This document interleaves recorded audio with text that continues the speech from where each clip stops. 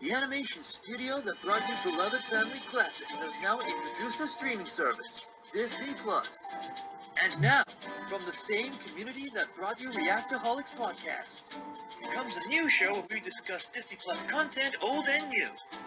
Disney+Pals, starring AJ Heath, Darth Potter, aka Will Santiago, Scott Meyer, aka Callum McCritchie, and of course your main host, Dr. Neil DePus, aka Neil Michael Burris. Welcome to Disney+Pals. Okay, 3, 2, 1, recording. The floor will be yours. Thank you. I'll introduce everybody, but you can lead us in, like Will did that one day. Yes, that one day. So, That one day, like last week. yeah, so I'll begin. All right. Life has its ups and downs. We've all got friends, near and far and wide. We got friends from childhood, friends from college age. We even got friends in retirement, dang flubbit. But today, we managed to be reunited with a good friend of ours during a special anniversary. Keep in mind, we're about to talk about Toy Story 3, and it's not just the 10th anniversary of Toy Story 3. This is also the 25th anniversary of the first Toy Story movie. That's mind-blowing. Really? Yep. I didn't know that. Yeah, and also, I want to mention friends because we've lost our friend for so long, but after a millennia, he's finally back from the woods. I was walking down the street the other day, and I saw a flyer for Sand People communes, and I was wondering if you had anything to do with that, Ron. I say nothing. I keep my mouth shut. Can't tell y'all too much. I like to believe that in our Reactaholics Disney+Pals lore, Ron has just been traveling abroad recruiting sand people to just live with him in the woods. Them Tuscan Raiders are out there. Yeah, we even have toys for them. Come buy them. Okay, $9.99. We don't have toys. There's bound to be. I mean, Star Wars has been bought into Disney, so why not sell toy Tuscan Raiders and have them appear in the Toy Story franchise? I'm sure they do have toy Tuscan Raiders, but we don't sell them yet. Yet. We do. If you want a Ron Sand People plush, hit us up, man. We'll make it. Also, we'll sell it. We'll make it. And Ron will approve it. And a squeaky Nana toy. Welcome everybody to Nana is very squeaky. Welcome everybody to. I almost said Reactaholics. Ron, you got me all confused. To Disney+Pals. Today we have our most special of guests, Ronald Smith, interviewer supreme, and Reactaholics alum. Glad to be alum. here. How you feeling, man? How you feeling? I'm blessed, man. It's a very, very, very, very crazy day right now, but you know, as always, it's always good to be chatting with two dudes that I never get tired of chatting with. We never get tired of chatting to you either. Good spirits from Callum and Neil. I love to be here. There's so much love in this room right now. Shame Will's not here to make jokes about it and insult us. To just ruin it, if you will. The less we know about that, the better. I disagree. But speaking of which, Callum, you've always been here. Why do I even introduce you at this point? You've been in every single episode. I'm not even going to say your last name. They know it. And if they don't know it, what's wrong with you? Go watch the other episodes. And if you don't know Ron, what are you doing here? Go watch our first episode of Reactaholics. That's like our most popular, one of our most popular stuff on this channel. Then you'll get the sand people joke, and then you gotta go watch the one where Ron abandoned us and moved into the woods because of Funko Pop. That's how it Dang was. it, I should have I should have picked a Funko Pop for the merch review today. I didn't do it, so you've bested me yet again, Ron. Had to be done. It's getting cold out there in them woods. So I had to come out. You know, once in a blue moon, I had to come out there. So it's one of those good days. Say what you want. Ron was social distancing before it was cool. I'm not one to brag. I'm not that kind of person, but So, come on. So, today we are getting into the wonderful and magnificent Toy Story franchise. And are we starting with the first one? No, we're not, because we're weird. No, there's actually an anniversary going on, as Callum mentioned, and was brought to my attention by Ron himself. Because new rule on Disney+Pals, if you're a guest, you get to pick what we're talking about. Woo! I just decided that out of nowhere. And Ron chose Toy Story 3. Is there any reason, like, besides, the obvious anniversary, that you specifically wanted to talk about 3, Ron? Well, actually, besides that, I remember this movie fondly because we all remember Toy Story. It was one of the first few Disney movies that really stuck with me the most. But this went really full because this is the movie that I watched during my graduation, and I remember this fully. And the story really also hit me because I remember Andy is about to go to college. I was just graduating high school, just about to go to college. So everything in that film, in a way, I related to, and just revisiting and seeing everything back with it, it's amazing to see how, still to this day, Toy Story 3 is that dang good. Oh, aye.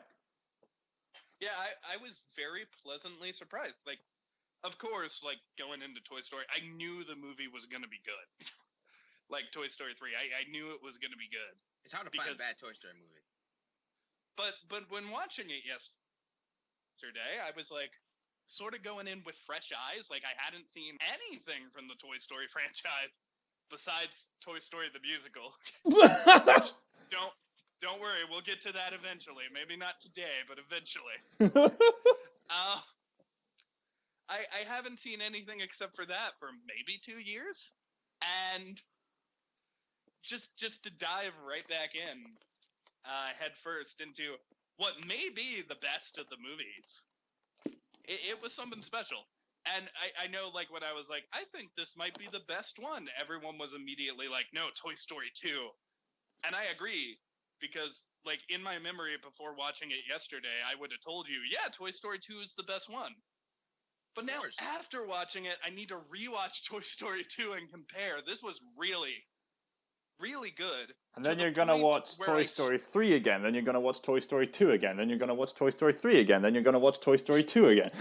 And then I'll make them. And then I'll make them fight. I'm in a time loop. There's an Avengers Age of Ultron reference for y'all.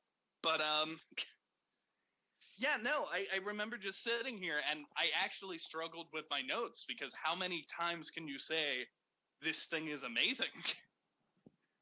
In so many different ways. Like, I'm just very excited to get into this. But with that,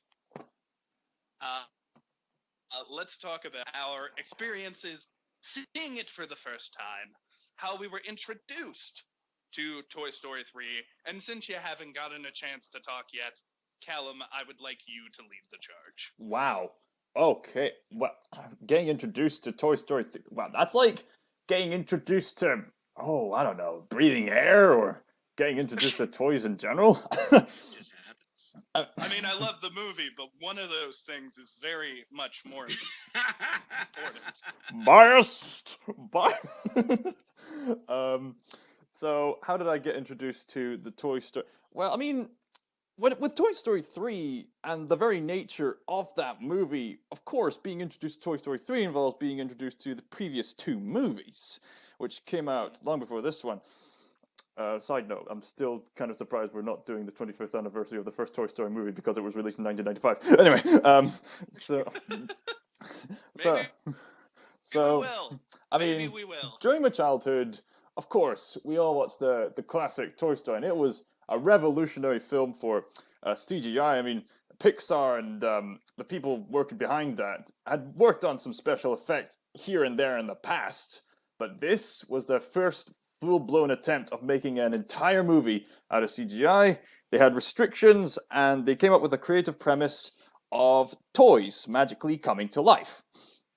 And despite being a risky idea, as most of these underdog successes are, as you know, it became a big success. And ever since then, every animated, well, even to this day, almost every animated movie wanted to be like Toy Story. They wanted to have writing as engaging for children and adults like Toy Story. They wanted to be as iconic like Toy Story. They want to be some revolutionary, want to kickstart a generation like Toy Story did.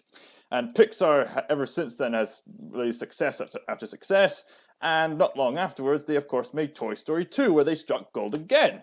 So I probably watch Toy Story 1 more often, but Toy Story 2 is amazing in its own right, especially with When She Loved Me. But let's just save the tears for later on. Being introduced to Toy Story 3, 10 years ago, I was 12 years old. And we were seeing the trailers coming up for it, saying, "Oh, the Toy Story people are coming back after so long." It's that feeling you get when the Muppets were coming back, or when that feeling you get when you see a family relative after so long. But then I saw the other trailers, and I'm thinking, "Oh, this is quite drastic," and it's amazing how this could be so relevant to me at that age. And especially now that I'm an actual college student, and even that, I'm finished with my college student, and as of right now, I'm thinking about, should I take on a job or come back to college later? It's just, Dad, I still have my toys because this film breaks my heart! And you should totally pick job. That way you can go with me to Disney World in Florida in August And and then hang out with your friends. and be reunited with Buzz and Woody. And then you'd see Kyle. You'd have your own Toy Story 3, where you could hang out with Kyle and me. We could like film something there. It would be fun. I digress. But what was it like during like? I have a lot to say about my own opinions. Is that all you had to say, Callum, or do you have more? That was me being introduced to Toy Story 3, and I had to mention watching the other two movies during my childhood because that goes without saying, just with the very nature of this movie. Here's the thing. I think I can talk about my experience with Toy Story 3 without bringing up either of them. Oh.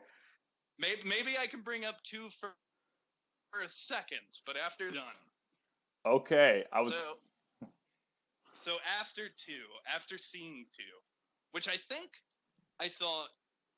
I don't think I saw it in theaters, actually. You know what happened? When Toy Story 3 came out, Toy Story 1 and 2 would play in succession in movie theaters because this was an event. Like, the advertising for Toy Story 3 was so good that it literally felt like, oh, this is something everyone is taking part in. There were posters of the aliens wearing 3D glasses. It was a big deal. Oh yeah, 3D was a big thing back then. It was kind of cool. But after 2 came out, and I watched it, which I probably watched it, I want to say a good couple of years after it came out, I remember saying to my mom at some point, "Are they going to make a 3?" And my mom was like, "No, it's been like several years. They're never going to make it." Oh man. And then I'm like, "Oh, okay, that makes sense." And then man. a couple more years pass. And then Toy Story 3. It's happening. And I was surprised. Like, it added this level of mysticism where it was like, oh, my mom said this was never going to happen, but it did. To the point where I was like, okay, what are they going to do? You start seeing the advertisements. Andy grew up. You see all the new toys. It's so colorful. It's Pixar. It's great. I was excited. I got hyped up. I saw the other 2 movies in theaters. So I was ready for this. And when I went in, I saw this movie twice. once at my drive-in, which I think was actually my first time seeing it. And I haven't talked about the drive-in on this podcast yet. But for those of you who don't know, there is a drive-in in the town next to my hometown that is my favorite place in the world. I love going there.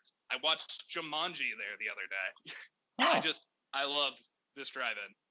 And to see certain shots like that, like specifically, we're getting a little ahead of ourselves here, but the fire shot Oh my. where they're going towards the fire in a drive-in, that was awesome. Hellfire! Dark fire. That's the 7th time I made that joke in this show or something. It's weird that, like, burning fire seems to be a theme going on. I don't know if we made that connection. Yeah, fix that. Oh, yeah. Yeah, The just next movie we review will be Jake and the Neverland Pirates. and in order to fix this hellfire problem, we just need to maybe burn a few gypsies. I don't know. Yeah, that'll work. God have mercy on them. God have mercy on me. I got that. Yeah, I remember seeing it, and it was so vast. Then I saw it in IMAX, and it was such a big deal. And it really does feel like that movie.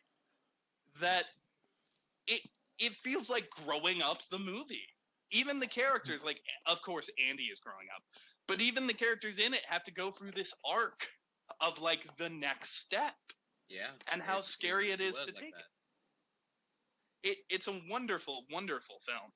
Might be my favorite Toy Story. I don't know. Whenever we do 2, I guess I'll give my final opinions on which is better. But for now, I'm just very excited to get into this. And I didn't cry. Everybody cried in the theater. I didn't cry. Neither did I. Did you cry, Ron? Stronger than me. You guys are stronger than me. I can't stand you guys. Ron, you both are stronger than me. We're both heartless. And Ron's gonna stick out his keyblade and he's gonna slice us to pieces. Yeah, I mean, Kingdom Hearts is in Toy Story, so. Yeah, I don't even know, man. When they played that, I think it was the Gypsy Kings. I think that's what their names are. Ayúdame, When they said the Gwen, Spanish version. Ayúdame, You have no Gwen, idea. me. That was I love that rendition of "You Got a Friend in Me." It was so sweet, and then just seeing Buzz and Jesse dancing, and then Jess just going. He said, "Oh, I don't know what came over me." Jess just going, "Just go with it, Buzz." Raise the eyebrow.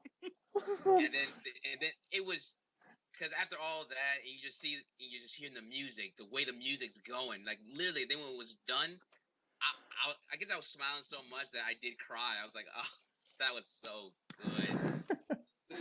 This is one of Disney's best movies, like, as far as I'm concerned. It's really good.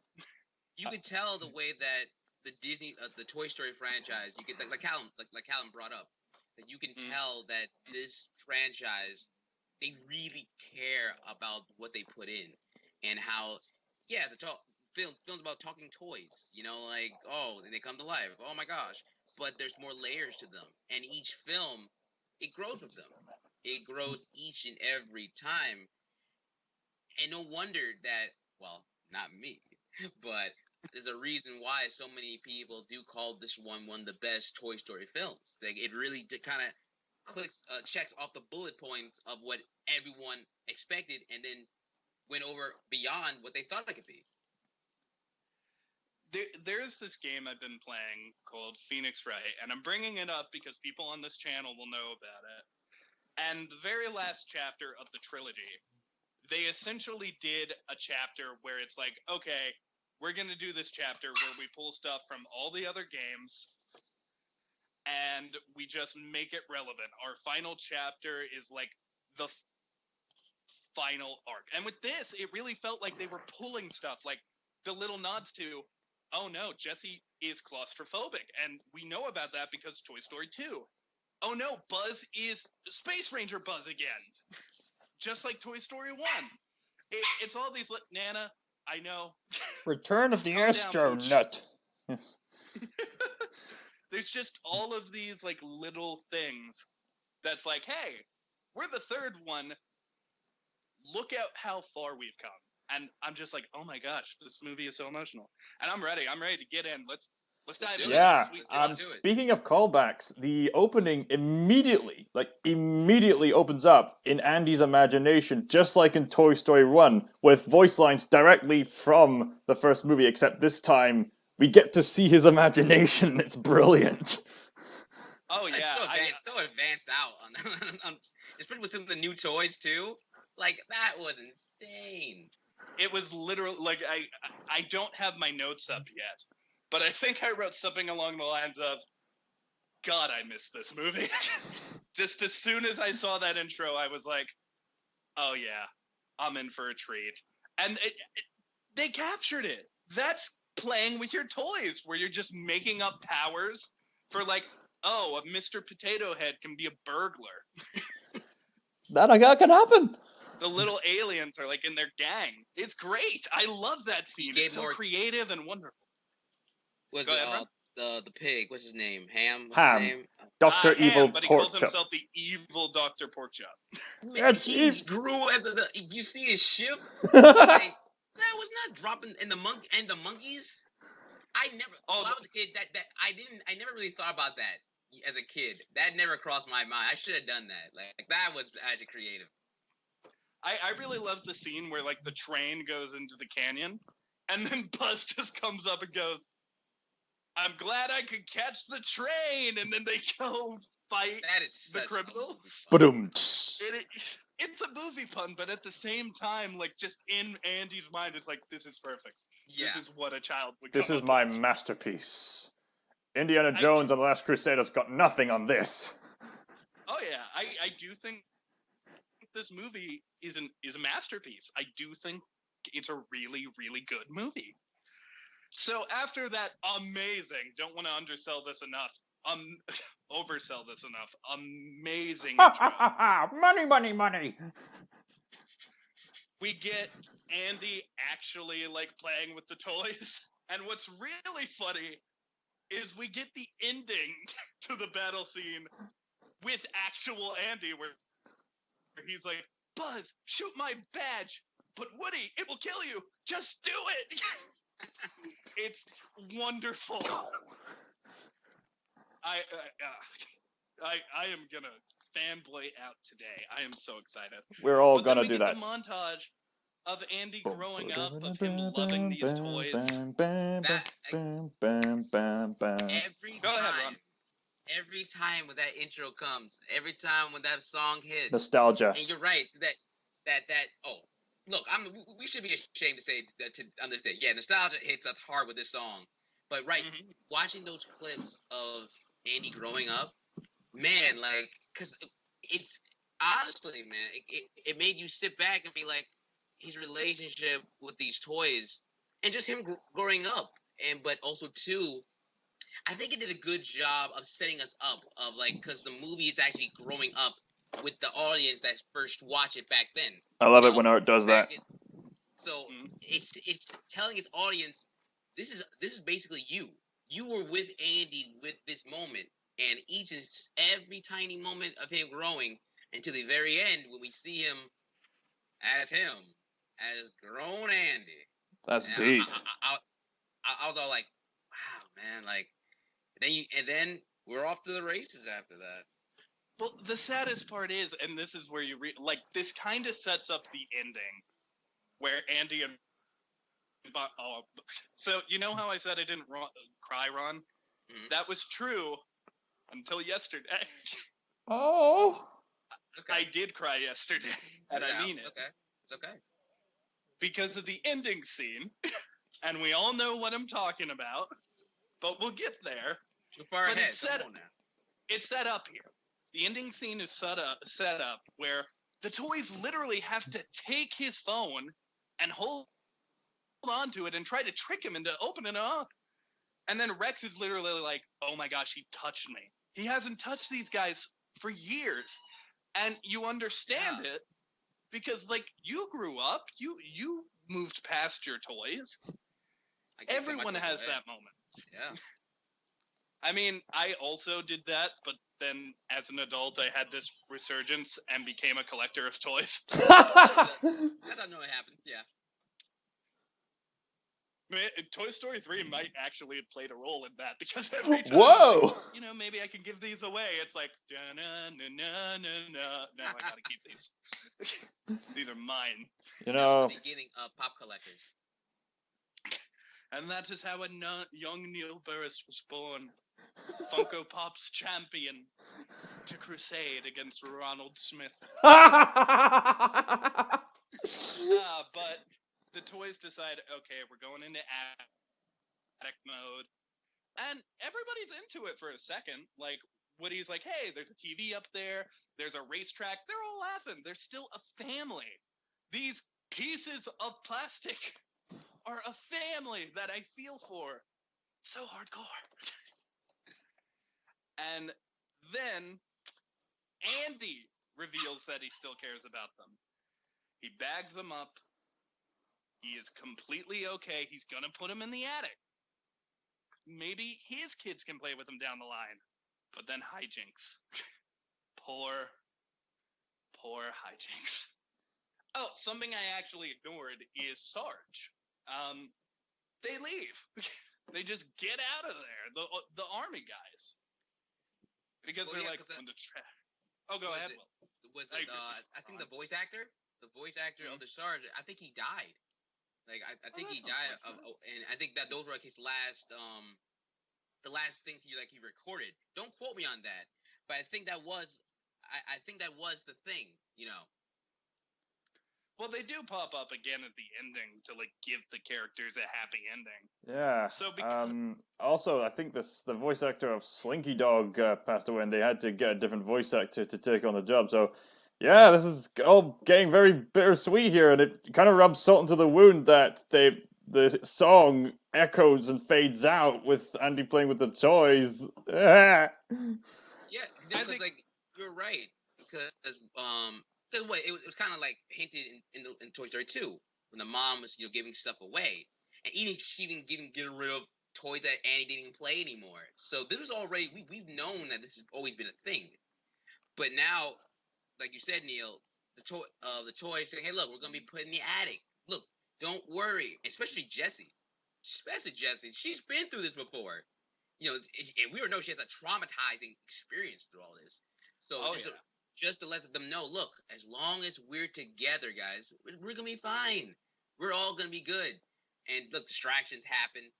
With Annie's mom talking to him, and probably one of the most heartbreaking points, because going into this movie, I did know that the actor for Slinky changed. Woody just goes, "Sure, we've lost friends along the way," and as heartbreaking as that is, I also think it's super important that Woody brings this up, because this whole movie is an anagram. Like it's about growing up. So of course, when growing up, you lose people. Yeah. You grow past people, and people move on to the next stages of their life, and you go on to yours. And I really like that just in this moment, Woody's like, hey, that happened to us. We've lost Bo. We lost Wheezy. These two very important characters, Wheezy especially, for look, Toy Story 2. No disrespect to Wheezy. No disrespect, but you have no idea how upset I was when Bo wasn't there. Y'all no idea. And he said, and Bo? And he's like, yeah, and Bo. I was like, oh. I noticed in the trailers that Bo wasn't there, so I was like, oh, okay, they're hiding her. She's going to be important to the movie. And then when Rex was like, Bo Peep, I was just like, oh no, she ain't going to be in this movie. But to be fair, that was definitely one of the more crushing points. If it had just been Wheezy, or it had just been RC and Sketch, we would have been like, okay, they didn't have a big role. But for Bo to be gone, that hit me. Same. And so, go ahead, Neil. Go ahead. Oh no, I was gonna move on. You go ahead. No. Oh no, because I think Bo was supposed to be in the movie. If not, but I think they cut her out because how Jesse was introduced, and now they got a new girl, and they already had Barbie. So I felt like maybe at the time, you know how just things are changing, everything's evolving. Maybe they felt that Bo was just too much stuck in the past, and they felt that girls couldn't relate to her anymore. I think it's time for me to bring up my major criticism with this movie. Already? Oh, And go nuts. My major criticism. Oh, I think this is the only way I can be critical of this movie because it's so good. Go. My problem with this movie has absolutely nothing to do with this movie, but has everything to do with Toy Story 4. So, in Toy Dun, Story dun, 4, dun, dun, dun, dun, dun. in Toy Story 4, there is obviously more attention put on Woody and Forky. Even Buzz gets a little bit of the shadow here. But Jessie is hit by it a lot. Yeah. And sort of the other characters. And I really like that in this movie specifically, they didn't fall into that trap. There are so many characters in this movie, the majority of them having backstories. Like Chuckles the Clown. Yeah. Oh, yeah. The phone that can talk. And Lotso. Oh my gosh, Lotso. But we'll get into it. In Toy Story 4, what did Mr. Potato Head do in Toy Story 4? Pretty much nothing.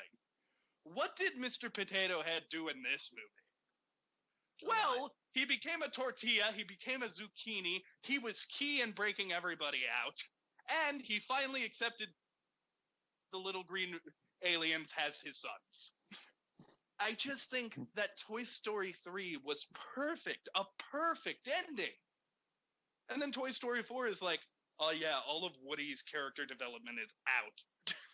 See, I wouldn't say that. I would say Toy Story 4, to its defense, it's a good epilogue for the team and for Woody. Because that film to me was more like a midlife crisis for Woody, of figuring out like, what am I now? You know, I took my whole life I wanted to be played with a kid, but now I'm not being played anymore. You know, I'm now just be shoved in the closet. So what's my purpose? Yeah, I've all been through that, just questioning purpose. That's not a fun phase. Granted, Trust me, I'll come back to this. I will bring up. Oh, go ahead, Ron. And granted, I'm not going to go too much into Toy Story 4 because that comes at another time and another place.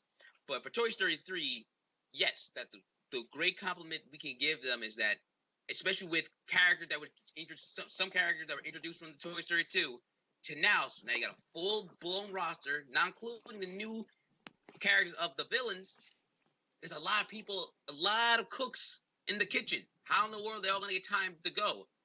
And the writing team did a phenomenal job of giving them a chance to breathe and to shine. So 100%, Toy Story 3 did a phenomenal job of giving everyone a chance to do their part and to make it not feel like they're over talking each other and overshining each other. So that's a big respect for them. I agree. What I'm talking about.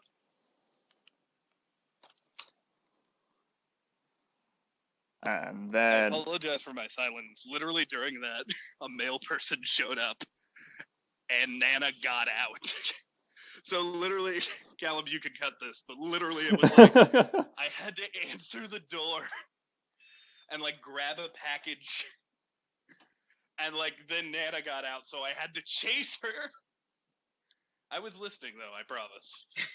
I thought I just stunned you. I'm like, oh man, what would I say? But yeah, so Callum, go back in around here. okay. I will surely be bringing up Toy Story 4 a couple more times during this conversation. But for now, we gotta get into that plot some more. So they're in the trash bag, they're about to head into the attic. But hijinks ensues. And unfortunately, they go to the dumpster, where we get Sid's cameo. Short but sweet. I mean, it is nice to see him again. Like, this whole movie is about progression. But in order to like progress, you got to look back, and of course, there's the villain of the first movie. He became a dumpster man, and he is high on life. He's happy. You know, and I'm happy Sid's like got past his traumatizing toy phase, so that's good.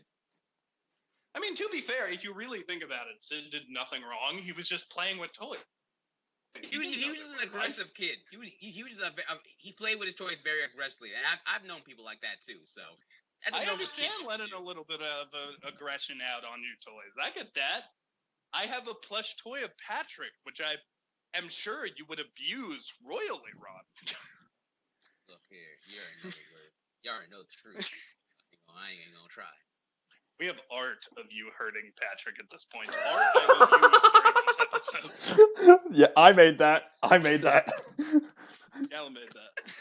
We'll show it to you later.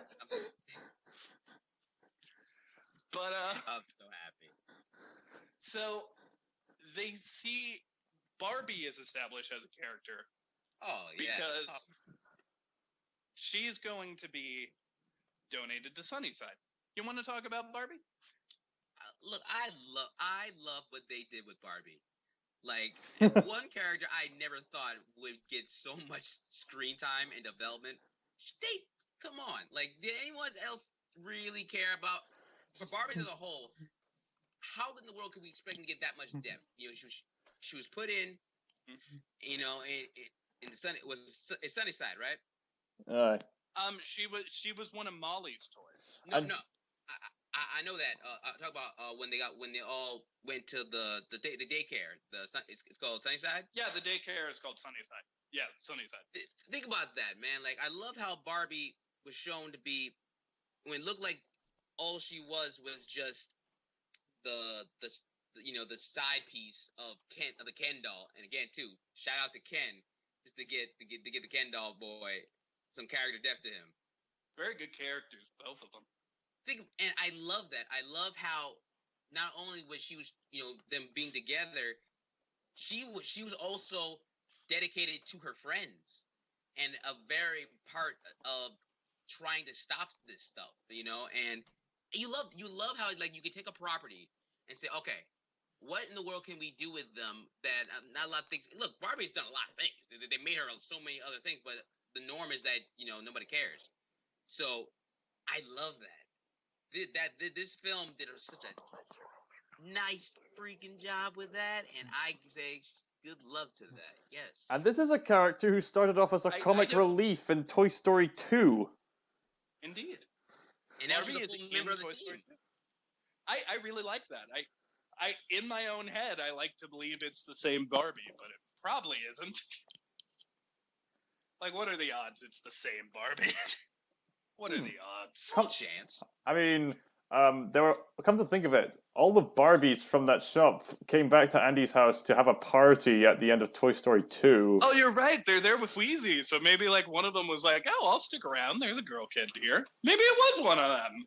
I always thought it was the lead Barbie person, but then I suppose they can change clothes, but because you got the same sort of blondie hair. It did hurt though to see Molly throw her away. That hurt me. But that led to a very good joke where Woody was like, "Oh, daycares are for like washed up toys who don't have owners," and Barbie just bursts into tears because unlike everybody else, Barbie was supposed to go to Sunnyside. Oh no! And weirdly enough, there's a little bit of foreshadowing here because out of all of the toys, she's the only one to stay at Sunnyside. Yeah. But with that, we're talking about Sunnyside. I think it's time to talk about Sunnyside. Oh man.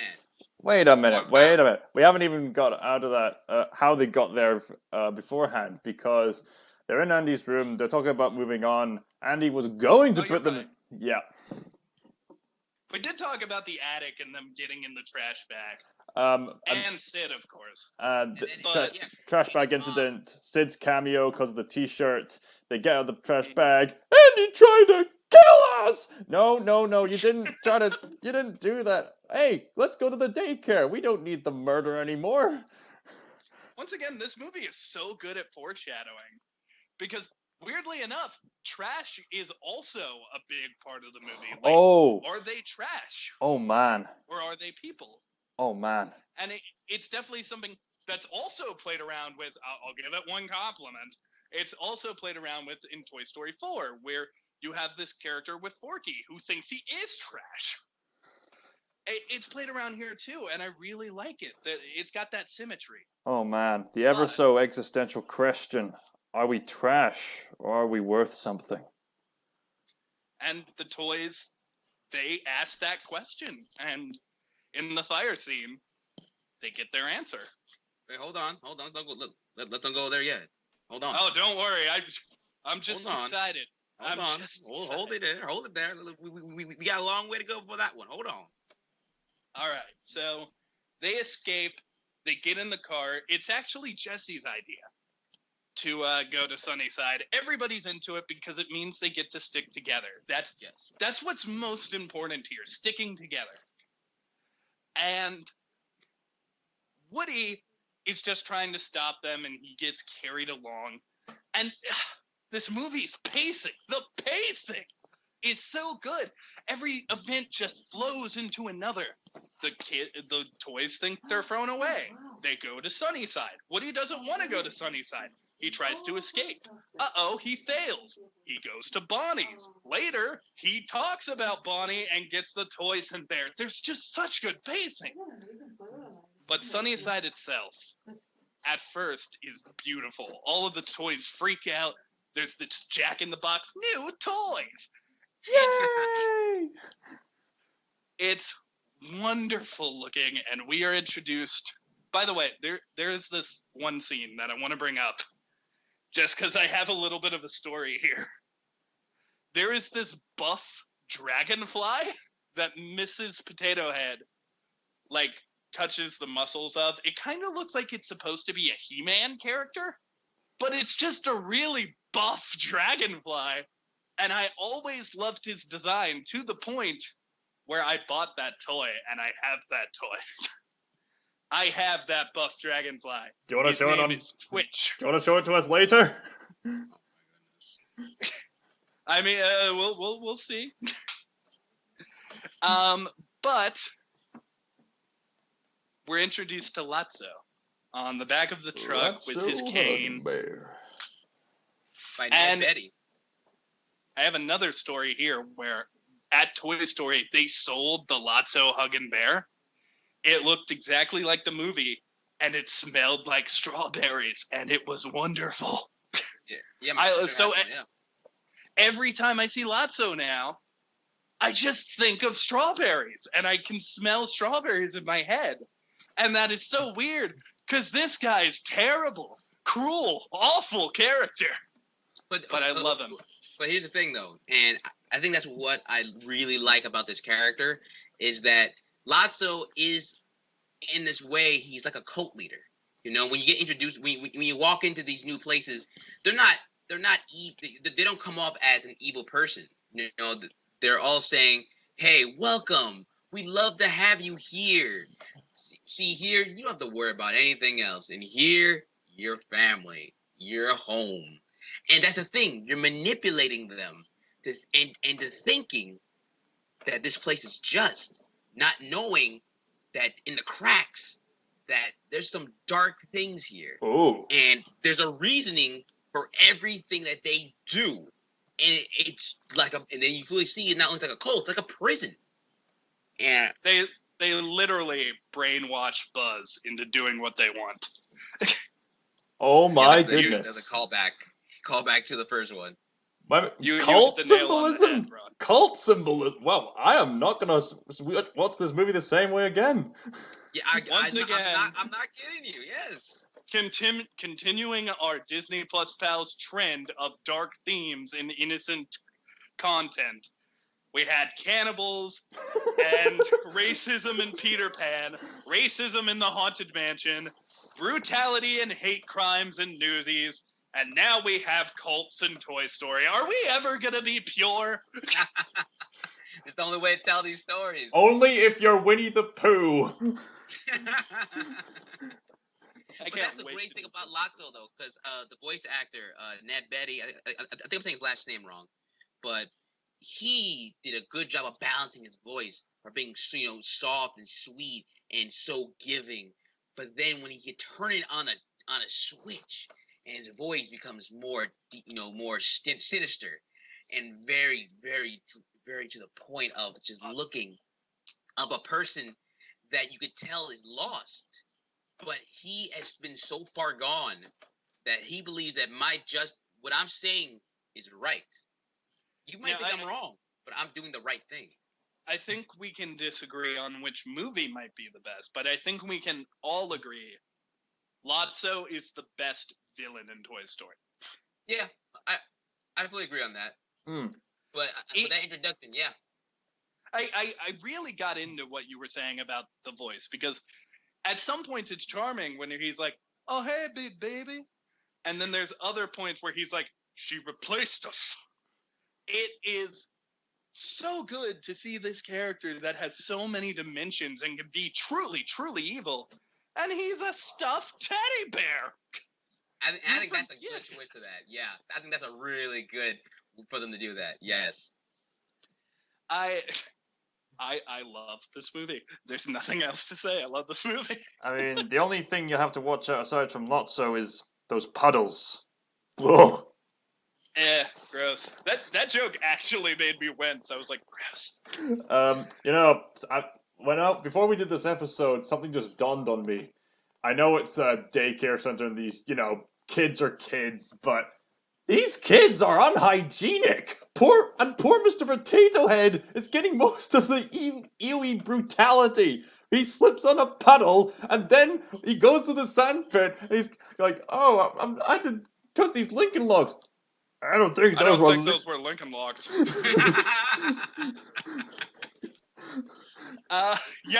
It's gross. But you see, as the story progresses, the toys realize that these kids are too rough for us. We should be in that other room where those other toys are. Because I think, didn't Barbie go with them? Barbie got to stay. Barbie got to stay with Ken in his dream house. In his dream tour. So Ken and Barbie are amazing. All the other toys were going and saying, we gotta go talk to Lotso and to tell them to move us over there because these kids are too much for us. And but first, you're forgetting something, my dear Ronald. Woody leaves the group. He thinks they're gonna be okay, and he decides, hey, listen, we gotta go back. But they don't want to do it, and he's like, all right, anyone who wants to stay, you can stay. But anyone going with me, come with me. Come on, Buzz. Oh. That's his brother. That's his brother. That is his brother. That is his best friend. And, oh my gosh, Buzz is just like, our mission's over, Woody. We have to stay here. We can be happy here. He goes to shake his hand. And Woody can't do it. He just tips his hat and walks away. And then Bullseye follows him, and it's so sweet. But Bullseye can't go to the attic alone. I'm gonna cry. No tears. Remember like the toy said, and he said you, not us. In their mind, they're like, he doesn't want us anymore. So if you gotta go, you go. And they're justified, and so is Woody. I especially like the line where he looks to Buzz and says, look at your foot, Buzz. You too, Jesse. Oh, yes. Because Andy's name is down there. But Woody escapes is a really cool and creative scene where he uses a kite. He falls. His pull string gets stuck on a tree. But Molly finds him. Not Molly. Bonnie. Bonnie finds him. This Bonnie. And Bonnie takes him home. And we'll talk more about Bonnie. That in a minute. I love Bonnie too. She's so cool. But let's go back to what you were saying, Ron. Those kids are not treating these toys right. These are old toys. Friggin' Jessie's a collector's item. And they're just tossing her around, covering her in paint. They're infants. They're like kindergartners, right? Like, They're not ready to play with toys like this. So of course they're gonna be just throwing them like hand grenades. So all these toys are like, man, we can't be here. Okay, we gotta go. Mr. Potato Head specifically should not be played with by those toys. They're gonna swallow his eyes. That's the thing. That's the thing. Oh my goodness! I'm seeing the whole digestive system. I think I've been seeing their potato salad that they've been eating. Oh my goodness! What's this? Oh no! I'm going down. Oh, I feel like I'm soaking wet. Dang it, man! This movie has enough horrific imagery. Oh! We don't need to see Mr. Potato Oh, no! Head get digested. Not the Lincoln Logs! No! Stop it, you! I'm going down! Ah! I'm getting Okay, moving on, I'm moving getting on, real moving on. dizzy. Oh look, there it Moving. is. Oh, Callum, no. Stop this. I'll kill you. So, moving on. Buzz goes to talk to Lotso. Because Buzz is kind of the leader now. He has to be. Second in command. Yes. Ever since If Woody they had to leave. See you, space They find a cowboy. vending machine. And this is another example of very much creativity. They're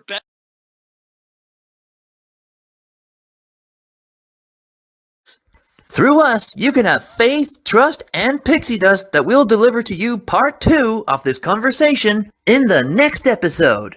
As of premiering this is a new show. If you want this show to shine like the second star to the right, please share this with friends. And encourage them to tune in during their spare time. Thank you for listening. You've been watching Disney+Pals. Thank you for watching. Please share this with your friends for more fun and magic.